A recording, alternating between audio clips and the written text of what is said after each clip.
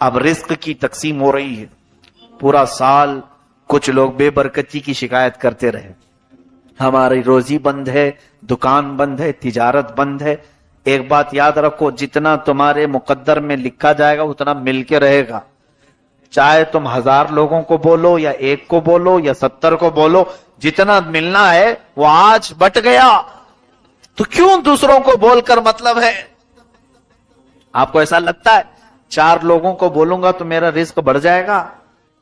آج جو دکان بند پڑی ہے یا کم دھندا ہو رہا ہے، میں اور 5-6 لوگوں کو بولوں تو کچھ اور بڑھ جائے گی۔ تمہارے حصے میں جو لکھا گیا آج کی رات وہ اگلے سال تک تمہیں مل کر رہے گا۔ لو لگاؤ اور اس رب ذوالجلال کی طرف، ملے تو اس کا شکر ہے، نہ ملے تو اس کے دربار میں دعا ہے۔ لوگوں سے ہمیں کچھ بھی نہیں ہوگا۔ ما یفتح اللہ للناس من رحمت فلا ممسک لها وما یمسک فلا مرسل له من بعد۔ اللہ فرماتا ہے اللہ نے جن انسانوں کے لیے اپنی رحمت کے دروازے کھول دیے اسے کوئی بند نہیں کر سکتا۔ وما یمسک فلا مرسل لها، اللہ فرماتا ہے اور جس کے لیے رب نے بند کر دیا کوئی نہیں کھولے گا، چاہے کوئی بابا ہو، کوئی کسی طرح کا عامل ہو، کسی کی بند روزی کو اگر رب نے بند کر دیا تو کوئی نہیں کھولے گا۔ یہ یقین رکھ کر کے چلو، ہمارے حصے میں آج جو رزق بٹ رہا ہے وہ ہمیں اتنا مل کر رہے گا، لوگوں سے شکایت نہ کر۔ حضرت موسیٰ کلیم اللہ علیہ الصلوۃ والتسلیم کے زمانے میں ایک معاملہ ایسا پیش آیا تھا کہ ایک فیملی کو، ایک خاندان کو آپ نے دیکھا، شوہر، بیوی اور ایک بچہ، بہت غریب تھے، صرف کپڑے آدھے پہنے ہوئے تھے، ایک چادر تھی ان کے پاس، تینوں اوڑے ہوئے تھے۔ حضرت موسیٰ علیہ السلام کا گزر ہو رہا تھا تو وہ رو رہے تھے، پوچھا کیوں رو رہے ہو؟ کہا ہم بہت غریب ہیں، محتاج ہیں، مفلس ہیں، دعا کرتے ہیں۔ حضرت موسیٰ علیہ السلام نے دعا کے لیے ہاتھ اٹھائے۔ رب تبارک و تعالیٰ فرماتا ہے اے موسیٰ ان کے حق میں یہی بہتر ہے، وہ کھا پی رہے ہیں، زیادہ مالدار ہونے کی وہ دعا کروا رہے تھے کہ کچھ اچھا مال مل جائے، ہم بھی بڑے گھر میں جئیں، سب کے لیے عبرت ہے اس میں۔ رب تعالیٰ نے فرمایا اے موسیٰ ان کے لیے وہ زندگی بہتر ہے۔ تو وہ بندوں کو حضرت موسیٰ علیہ السلام نے کہا کہ رب کا یہ حکم ہے کہ تم اسی پر گزارا کرو۔ وہ تینوں کہتے ہیں برسوں سے گزارا کر رہے ہیں، ہم نے آپ سے ریکویسٹ کی تھی آپ کچھ دلا دیں گے۔ تو حضرت موسیٰ علیہ السلام پھر رب تعالیٰ کے حضور گڑ گڑانے لگے، اے مولا تو اپنے فضل سے کچھ تو عطا کر دے، کچھ زیادہ دے دے، تیرا محبوب نبی عرض کر رہا ہے۔ رب تعالیٰ نے فرمایا موسیٰ جاؤ، ٹھیک تمہارے کہنے پر میں انہیں عطا کروں گا، جاؤ ان سے کہہ دو تینوں کو میں نے ایک ایک مرتبہ مانگنے کی اجازت دی، وہ جو مانگیں گے ایک مرتبہ وہ دے دوں گا۔ ایک ایک دعا تینوں کو دی گئی، آپشن، یعنی اللہ تعالیٰ نے سیدھے من و سلوہ نہیں اتارا، تینوں کے لیے کپڑے نہیں اتارا، بلکہ آپشن دے دیا کہ جو مانگنا ہے ایک بار میں مانگ لو، مرد کو ایک بار کی دعا، عورت کو ایک بار کی دعا، بچے کو ایک بار کی دعا، ایک ایک چانس ہے تینوں کو، جو مانگنا ہے مانگ لو۔ یہ میرے مولا کی حکمت ہے، رب تبارک و تعالیٰ کی حکمت ہے۔ حضرت موسیٰ علیہ السلام نے کہا کہ تمہیں تو بہت بڑی چیز مل گئی، یعنی اگر کسی کو یہ کہہ دیا جائے تو سیدھے بادشاہت بھی مانگ سکتا ہے، مجھے اتنے ملکوں کا بادشاہ بنا دے، رب کا وعدہ ہے جو مانگو گے دے دوں گا۔ اس کی طرف سے آئی بات، تو اللہ تعالیٰ کی طرف سے جب یہ بات آئی، حضرت موسیٰ علیہ السلام نے کہا بہت بڑی چیز تمہیں دیا ہے رب نے، کوئی سامان نہیں دیا بلکہ آپشن دے دیا، جو چاہو مانگ سکتے ہو۔ تو بڑے خوش ہوئے، حضرت موسیٰ علیہ السلام وہاں سے نکل گئے۔ عورت جو اس میں تھی ادھیڑ عمر کی تھی، اس نے سب سے پہلے یہ سوچا کہ ہم تینوں کھڑے ہو کر کے دعا مانگیں گے آپس میں۔ شوہر یہ کہا کہ میں غسل کر کے آتا ہوں، ایک ندی کے کنارے یہ لوگ کھڑے تھے، میں غسل کر کے آتا ہوں، جب تک تم یہاں کھڑی رہو، نہا دھو کر کے اچھی ایک ایک دعا کریں، ایک گھر مانگے گا، ایک مال مانگے اور ایک سواریاں مانگے، سب کچھ آ جائے گا۔ تو تینوں کا فیصلہ ہوا، وہ نہانے کے لیے چلا گیا۔ عورت کو صبر کہاں، اور عورت کی ایک عادت یہ ہے وہ چھوٹا بننے کی بہت کوشش کرتی، عورتوں کی ایک فطرت ہے، بڑی سی بڑی عورت کو بھی اگر چھوٹی کہہ دو تو بہت خوش ہو جاتی ہے. یہ عادتیں ہیں. اب وہ بیچاری صبر نہ کھائی. اسی وقت اس کے پاس جو ایک آپشن تھا, اس نے کہا بیٹا اور اس کا باپ مل کر کے جو مانگنا ہے مانگ لیں گے, میں اپنا آپشن مانگی لیتی ہوں. اے اللہ مجھے ایک حسین و جمیل چھوٹی عمر کی لڑکی بنا دے. دعا قبول ہو گئی. وہ بہت حسین و جمیل بن گئی, خوبصورت اتنی شہزادی, نوجوان, اور چہرہ چمک رہا تھا. اس کی خواہش پوری ہو گئی.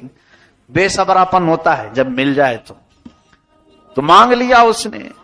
اتفاق ایسا کہ ایک بادشاہ کا شہزادہ شکار پر ادھر آیا ہوا تھا. واپسی پر اس نے دیکھا بہت حسین و جمیل دوشیزہ ہمارے اس احاطے میں آئی کہاں سے.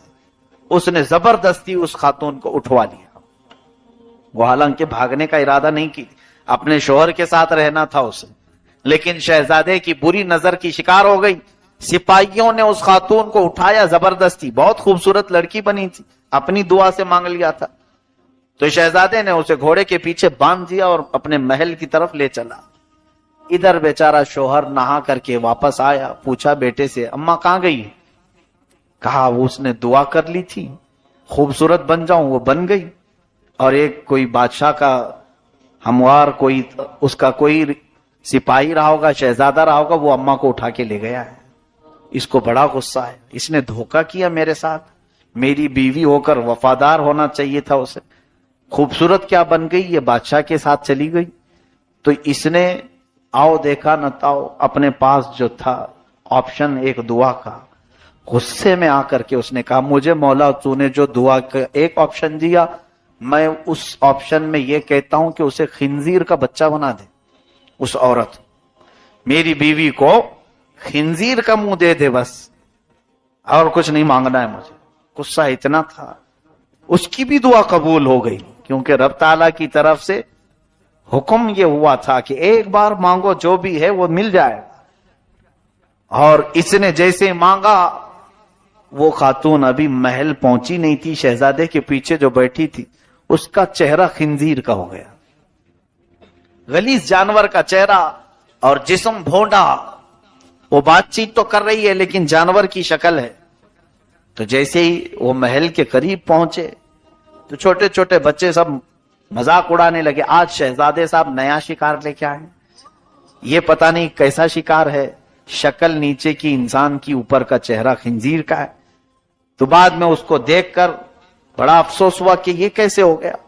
تو مارتے ہوئے اس عورت کو وہاں سے محل کے پاس سے بھگا دیا کہ نکل جاؤ. وہ روتے روتے وہاں سے پھر اپنے اس علاقے پر آئی, اپنے شوہر سے معافی طلب کرنے لگی, کہنے لگی میرے اس میں قصور نہیں تھا, اس ظالم نے مجھ پر بری نظر ڈالی, اٹھا کر لے گیا.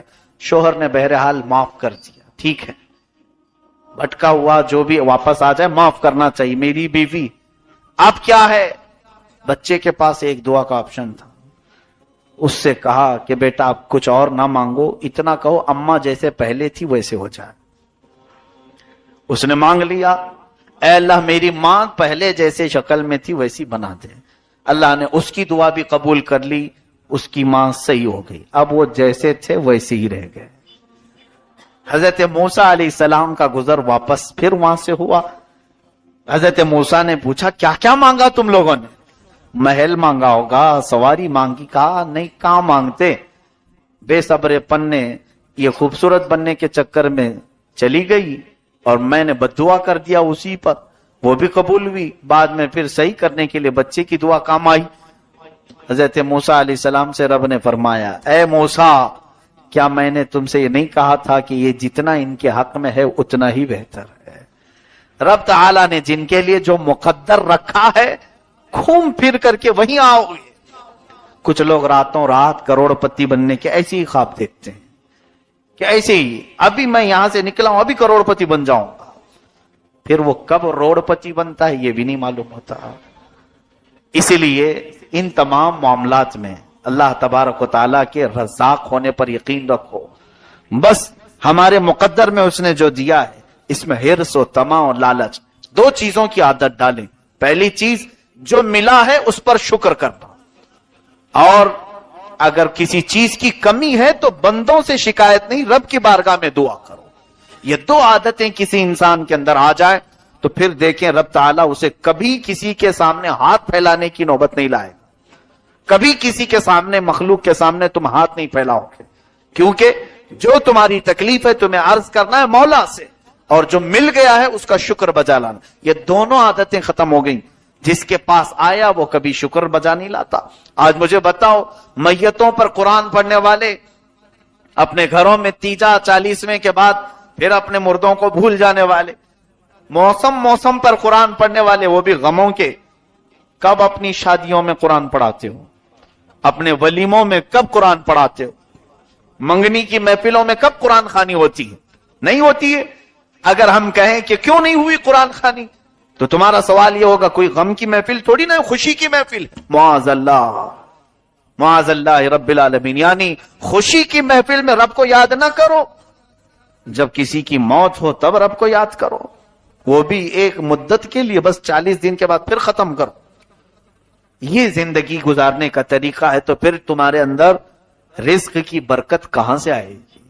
بے برکتی کی شکایت جو آج ہے وہ ہمارے اپنے اعمال، ما اصابکم من مصیبت فبما کسبت ایدیکم، مولا فرماتا جو مصیبتیں تمہیں پہنچی ہیں یہ تمہارے اپنے ہاتھوں کی کمائی ہے۔ عادت یہ ڈالو، دکان والے، جاب والے، یا پھر کسی بھی طرح کے لوگ، رات میں گھر آنا، تمہارے پاس چھٹے پیسے ہی کیوں نہ آئے، 1 روپیہ ہی آج کاروبار میں ہوا ہو، اسے رکھو سامنے۔ میں ایک طریقہ بتا رہا ہوں تمہیں برکت کا، سونے سے پہلے اپنی وہ آج کی کمائی کو پاس رکھ کر 11 مرتبہ الحمدللہ الحمدللہ الحمدللہ کہو، اس لیے کہ رب کا وعدہ ہے لئن شکرتم لازیدنکم، اگر تم نے شکر بجا لایا میں اپنی نعمتیں بے حساب عطا کروں، زیادہ عطا کروں۔ جو کچھ بھی ملا ہے اسے رکھ کر کے شکر تو بجا لاؤ۔ لوگوں کو حساب کتاب دینے کے لیے اپنی چوپڑیاں لے کے تو گھومتے ہیں، سیٹ کو بتانا ہے، نوٹ بک میں موجود ہے ساری چیزیں، رب ذوالجلال کی عطا کی ہوئی نعمتیں اس سے کیوں نہیں عرض کرتے کبھی مسجد میں آ کر، اے رب کریم تیرا شکر ہے آج تو نے مجھے 54 عطا کی، آج 58 ملی ہے۔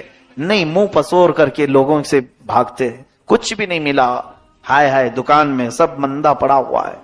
یہ شکایتیں بہت زیادہ ہیں ہمارے متعلق۔ آج جو فیصلہ ہو گیا ہے اتنا رزق ہمیں ملے گا، بلکہ احساس کے لیے میں آپ کو بتاؤں دن بھر کیا کیا کیا یہ بھی یاد رہنا چاہیے۔ صبح کی نماز بستر میں چلی گئی، ظہر میں آنے کا موقع نہیں ملا، عصر میں گاڑیوں میں ادھر ادھر گھومتے رہے، مغرب میں پھر بیزی رہے، اور ایسے میں تمہارا دن گزرا، پھر بھی اس مولا نے تمہیں کچھ نفع دیا اور شکایت کرتے ہو۔ حق ہی نہیں ہے ہمیں شکایت کرنے کا، رب تعالیٰ کے حضور آیا ہی نہیں، اس کی عبادت کا حق ادا ہی نہیں کیا، تو پھر ہم کو کیا حق بنتا ہے کہ اس سے شکایت کریں؟ مجھے کم دیا، مجھے آج کم ملا ہے، بولنے کا حق ہے۔ مجھے بتاؤ، کام کرنے کے لیے ہم نے مزدوروں کو لگایا ہے، ایک مزدور صبح 8 بجے آتا ہے اور شام تک 5 بجے تک کام کرتا ہے، اور اس کی روز کی ہم لوگوں نے اجرت طے کر رکھی ہے، 500 روپے تجھے دیں گے۔ ایک مزدور آیا، آدھا گھنٹہ کام کیا، اور جب اجرت دی جا رہی تھی اس کو تو ہم نے 10 روپے دیے یا 100 روپے دیے، پھر یا 200 روپے دیے، تو 200 روپے لے کر کیا وہ آدھا گھنٹہ کام کرنے والا ہمیں منہ دکھانے کے قابل ہے؟ کیا وہ پوچھے گا ہم سے سب کو 500 دیا مجھے کیوں نہیں دیے؟ اسے خود معلوم ہے کہ میں نے کام کیا ہی نہیں، مانگوں کیوں میں؟ پھر بھی سیٹ نے دے دیا آدھے گھنٹے کا، اچھی بات، یہ سچا مزدور یہی کر کے جائے گا۔ اور یہاں اکثر ہم جھوٹے مزدور نکلے، ہم نے رب تبارک و تعالیٰ کی عبادت کی ہی نہیں، پھر بھی وہ کھلایا پلایا اور بہترین زندگی دی، پھر بھی ہم اس سے پوچھتے ہیں کہ مجھے کم کیوں ملا، مجھے کم کیوں دیا جا رہا ہے؟ اگر رب تعالیٰ کی طرف سے یہ جواب آتا ہے بندے تو نے میری عبادت کہاں کی؟ جن مزدوروں کو میں نے عطا کیا ہے، بعض اولیاء وہ ہیں جنہوں نے نہ رات دیکھی نہ دن دیکھا، مولا کے حضور آ جاتے تھے تو ایسے ایسے مشائخ ہیں، اللہ اکبر، لکھنؤ میں ایک بزرگ حضرت مخدوم محمد شاہ مینا رضی اللہ تعالیٰ دیوار پر بیٹھ کر نماز پڑھتے تھے. دیوار پر, کھلی دیوار بہت اونچی, اس پر ایک ہی آدمی کھڑا ہو سکتا ہے, بیٹھ سکتا ہے, اس پر نماز پڑھتے تھے. کیوں جانتے ہیں آپ؟ رات بھر نماز کے لیے بیٹھتے تھے اور کبھی اونگ آتی تو نیچے گر جاتے تھے. کہتے ہیں کہ میری غفلت کی یہی سزا ہونی چاہیے کہ میں دیوار سے گر جاؤں. اس مولا سے میں ایک پلک جھپک کر کے غفلت میں آؤں. اور پھر کبھی کبھار زمین پر نماز پڑھتے تو آس پاس کانٹے بچھا کر کے رکھتے تھے کہ اگر نیند میں جھولے آئیں اور گروں تو کانٹوں پر گروں میں. اس لیے کہ رب سے غافل ہونے والے کی دنیا میں یہی سزا ہونی چاہیے. اپنے لیے حضرت مخدوم شاہ مینا رضی اللہ تعالیٰ عبادت کا یہ طریقہ اپنایا تھا. دیوار سے کئی مرتبہ گرے, اس کے بعد فرماتے ہیں ظاہر سی بات ہے گرنے کا ڈر ہوتا تھا تو نیند کیسے آئے گی؟ دیوار سے گرنے کا جسے ڈر ہو نیند آئے گی کیسے؟ کانٹوں پر اگر سر چڑھ جائے تو نیند کیسے آئے گی؟ یہ وہ اولیاء کاملین ہیں جنہوں نے رب کی حضور ایسی مزدوری کی, ایسی عبادت کی, تو کیا مولا اپنی شان کے مطابق انہیں نہیں عطا کرے گا؟ اور ہم ان کو دیکھتے ہیں, ان اولیاء کو تو نے بے حساب عطا کی, اور ہمیں کیا؟ ہمیں رزق میں محتاجی کیوں آئی؟ ذرا کمپیئر تو کر کے دیکھو.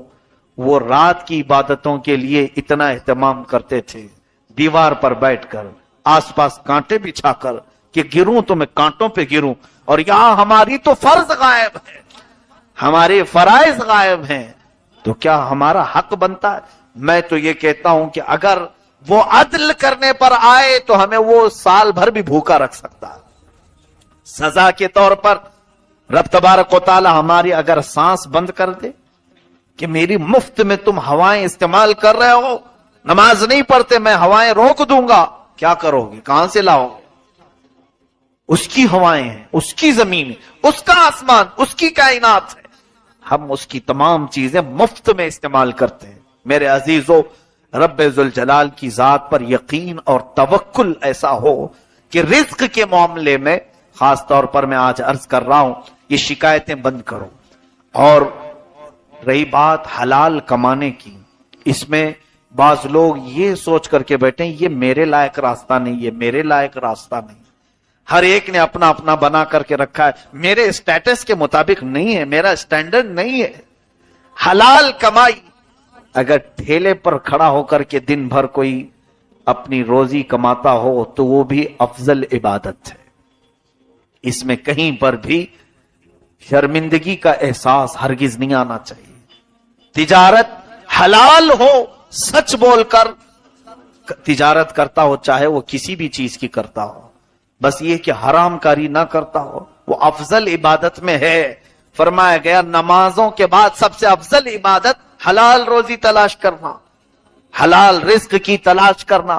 بہتوں کو آج جو خالی ہم دیکھ رہے ہیں, کیوں؟ کام نہیں ملتا ہے. کیا کام نہیں ملتا؟ بہت سارے کام ہیں, کرنا نہیں چاہتا. تمہارا بدن سستی اور کاہلی کا ایسا شکار ہے کہ تم خالی بیٹھنا تو پسند کرتے ہو. جیسے بعض لوگوں کو ہم نے یہ محاورہ مارتے ہوئے دیکھا, اور ڈینگے مارتے ہیں. شیر بھوکا تو رہ سکتا ہے, گھاس نہیں کھاتا. یہ ڈینگ مارنا ہوا, یہ غرور اور تکبر کے الفاظ ہوئے. ایسے میں نے سنا. تو پھر ٹھیک ہے, رب تعالیٰ تمہیں بھوکا ہی مار دے گا. یہاں پہ بھی بھوکے رہو, قیامت کے دن بھی بھوکے رہو. رسول کریم صلی اللہ تعالی علیہ وسلم کی بات یہ ہے. اللہ, ایک حدیث پاک میں نے پڑھا تھا, آنکھیں بھیگ گئی پہلی مرتبہ جب حدیث کو حضرت امام حسن اور امام حسین رضی اللہ تعالی بچپن میں بھوک سے رو رہے. حضرت فاطمہ کے گھر سے آواز آئی, حضور آئے, پوچھا کہ بچے کیوں رو رہے؟ کہا بھوک سے رو رہے. حضور اکرم صلی اللہ علیہ وسلم فرماتے لاؤ دونوں کو میں لے کر. کہا کہاں؟ فرماتے ہیں کہ کچھ مزدوری کروں گا اور کام کے پیسے مل جائیں تو میں بچوں کو کھلاؤں.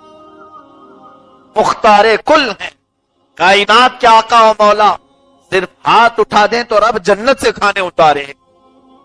وہ رسول مختار صلی اللہ علیہ وسلم اپنے دونوں شہزادوں کو لے کر چلے, ہر ایک باغیچے والے کے پاس کھجوروں کے باغیچے, وہ کنویں میں سے پانی نکال کر باغیچے میں پانی ڈالا. حضور اکرم صلی اللہ علیہ وسلم باغیچے میں کہ میں مزدوری کرنا چاہتا ہوں، کیا تو مجھے موقع دے گا؟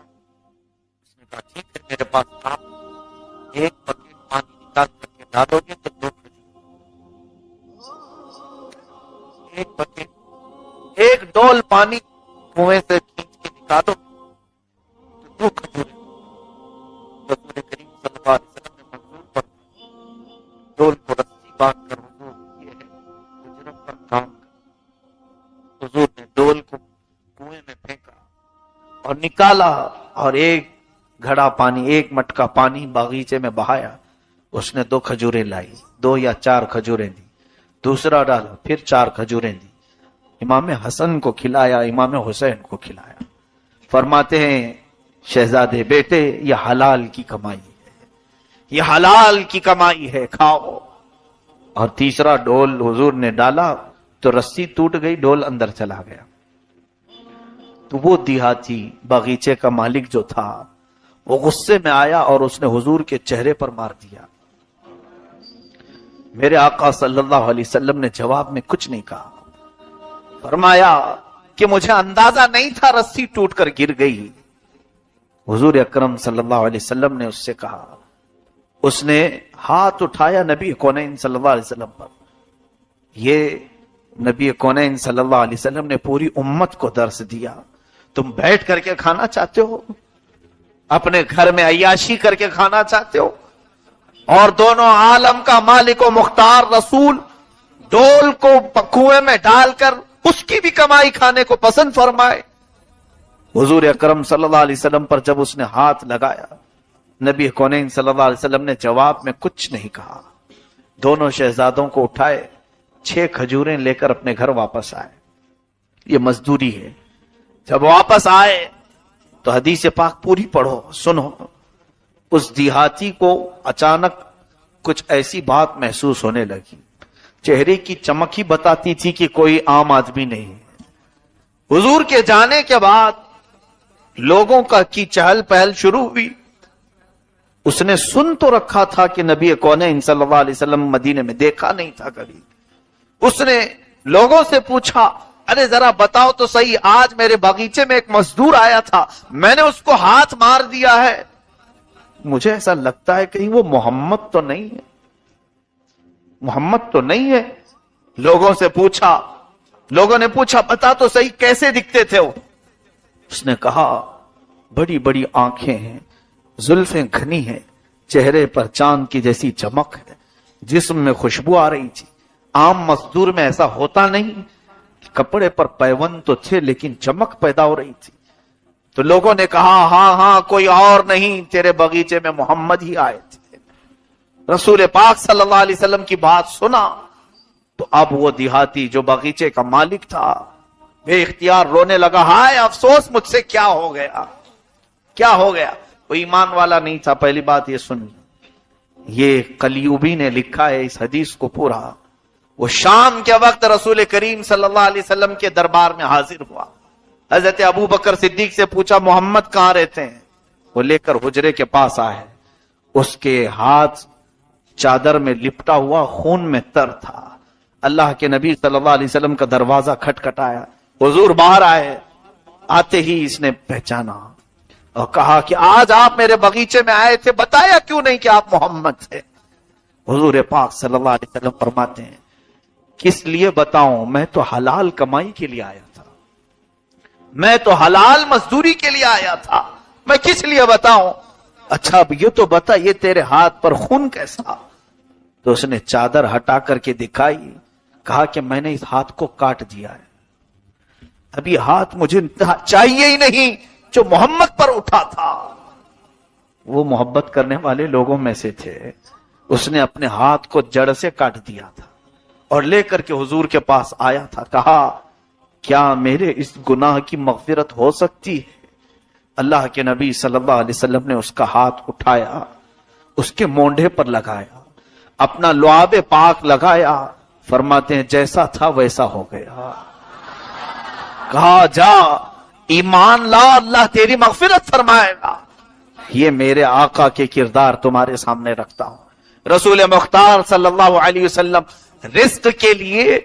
आज हमारे नौजवानों में जो ये सुस्ती और काहिली आई, मियां बाज लोग हिकारत से देखते हैं कुछ लोगों को, रोजी कमाने वालों को। ठेले पर खड़ा होने वाला कोई हकीर आदमी हरगिज हिकारत से मत देखो। बहुत सारे सहाबा ऐसे हैं जो चटाई बुन करके अपनी रोजी कमाते थे, लोहे को दिन भर मार कर आग पे तपाकर वो अपनी रोजी रोटी कमाया करते थे। कई सहाबा ऐसे हैं। चाहे आज हमारे पास किसी को भी हिकारत से ना देखो, खा यहां पर रिक्शा चलाता हो, वो हलाल कमाई में मसरूफ है। अगर वो झूठ बोलकर नहीं करता, सही तरीके से अगर वो, चाहे वो रिक्शा ही चला रहा हो, वो हलाल कमाई में मसरूफ है, मैं उन्हें सलाम पेश करता हूं कि अल्हम्दुलिल्लाह वो इबादत में मसरूफ है। अगर उसकी ये नमाजें भी सही हो गई और वह हलाल कमाई भी सही हो गई तो जिंदगी का क्या कहना। तो उसके लिए उसने पूरी जिंदगी दीन बना लिया। अजीजान किराम वकार, रिज्क के मामलात बड़े तवील हैं, फिर कभी अर्ज करूंगा। खुलासा कलाम यह है, वो मालिक मुख्तार खुदा रब्बे जुल जलाल जो चूंटियों को उनके सुराख में रिज्क देता है, वो अशरफुल मखलूकात को क्या भूखा छोड़ देगा? वो अपने इन बंदों को ऐसे ही आवारा छोड़ देगा? तुम्हें खिलाएगा, रिज्क जरूर देगा, लेकिन उसकी शिकायतें बंदों से ना करो, दूसरों से ना बयान करो, अपने मामलात रब्बे जुल जलाल के हुजूर अर्ज करो। यहां रब ताला के हुजूर आओ और सजदे में गिरकर उससे जो बातें करनी है बातें करो। इसलिए कि दुनिया का हाल यह है, अगर तुमने किसी के सामने जाकर के कहा मेरी दुकान का धंधा बहुत कम पड़ा है, कहा अच्छा ऐसा है, सुना तो उसके बाद तुम्हारे जाते ही 4 लोगों में मजाक उड़ाएगा, देखा बहुत नाचता था, उसकी दुकान बंद हो गई, उसका धंधा ऐसा पड़ा हुआ है, 4 लोगों में तुम्हारे ऐब गिनाएगा। उसके साथ ऐसा ही होना चाहिए था। तुमने तो लोगों को बोल करके अपना हमदर्द नहीं, अपने खिलाफ खड़ा किया।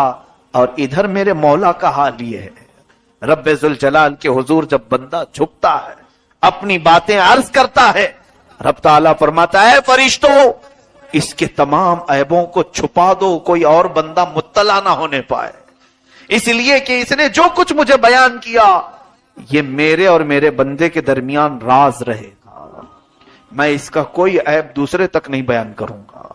ये मेरा खालिक है, ये मेरा मालिक है, उसके सामने अर्ज करने वाली बातें वो दूसरों तक नहीं बताता। और यहां बंदों का हाल यह है, किसी के सामने भी बयान करो तो चाहे वो कोई भी हो, वो सबको बयान करेगा कि फलां के हालात सुने, वो मुझे आकर के कह रहा था ऐसा है वैसा है। सबकी आदतें यही हुई हैं। इसलिए सबसे बेहतर तरीका यह है खल्लाक़े कायनात के हुजूर हाजिर हो, रब्बे जुल जलाल की बारगाह में हाजिर हो। अल्लाह ताला हमें इस रात की इबादतें नसीब फरमाए।